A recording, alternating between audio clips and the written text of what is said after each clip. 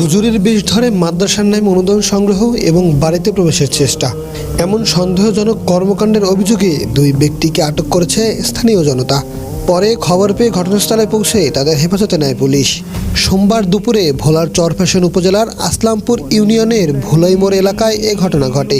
স্থানীয় সূত্রে জানা যায়, আটক দুই ব্যক্তি পাঞ্জাবি পরে বিভিন্ন বাড়িতে বাড়িতে গিয়ে মাদ্রাসার নামে টাকা উত্তোলনের জন্য স্লিপ দেখিয়ে অনুদান সংগ্রহ করছিলেন।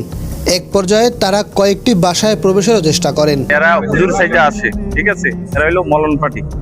আইসা মাদ্রাসার একটা ভুয়া একটা রিসিপ্ট নিয়ে আইসে, আইসা বলতেছে আমরা মাদ্রাসার চাঁদার জন্য আসছি, বাসায় কে কে আছে, আপনি এই বাসার কি, মহিলা করে জিজ্ঞাসা করে। হ্যাঁ, তারপরে বলে আমি এই বাসার বউ, আপনার অভিভাবক কই, অভিভাবকগুলো কথা আছে যে অভিভাবক নাই, সুযোগ পায়। তারপরে দিয়ে আপনার 50 টাকা দিছে এক মহিলা, দেওয়ার পরে দিয়া ওনারা বলতেছে আপনার এই যে রান্নাঘরে চুলার জাল নিয়ে গেছে, আপনি এখানে চুলার জাল দেওয়ার পরে এদিকে গেছে, উনি তার জানা না যে ওনারা মলন পার্টি। আজকে ভিতরে ঢুকছে, উনি আবার সন্দেহ করছে আর কি, আমরা ভিতরে ঢুকলেন কেন, ভিতরে ঢুকলেন। পরে ওনারা কি করছে, তাপ করে মোটরসাইকেল টান দেয়া চলে আইছে। তাদের চলাফেরা ও আচরণ সন্দেহজনক মনে হলে স্থানীয়রা তাদের উপর নজরদারি শুরু করেন। তার আগে একবার এই বাসায় ঢুকছে, ঢুকাতে তাদেরকে নাকি কি যেন একটা সামনে দিছে, দেওয়াতে এরা যা চাইছে তাই দিয়ে দিছে। পরে মানে আমরা শুনছি পরে আর 2-3 ঘন্টা পরে শুনলাম, পরে এই 1 বছর হয়ে গেছে প্রায়, আবারও ঢুকছে, এবার আবারও বাসার ভিতরে ঢুকছে, দুইজন মোটরসাইকেল নিয়ে ঢুকছে। আর এই মহিলার সন্দেহ হয়েছে, সন্দেহ হতে পরে দোকানদারে আমাদেরকে সবারে এদেরকে বসায় রাখিয়া আমাদের সবাই ডাক দিছে, দেওয়ার পরে আমরা সবাই মিলে জিজ্ঞাসা করার পরে এই সবাই যে আরো অ্যান্সার দিতে পারে না।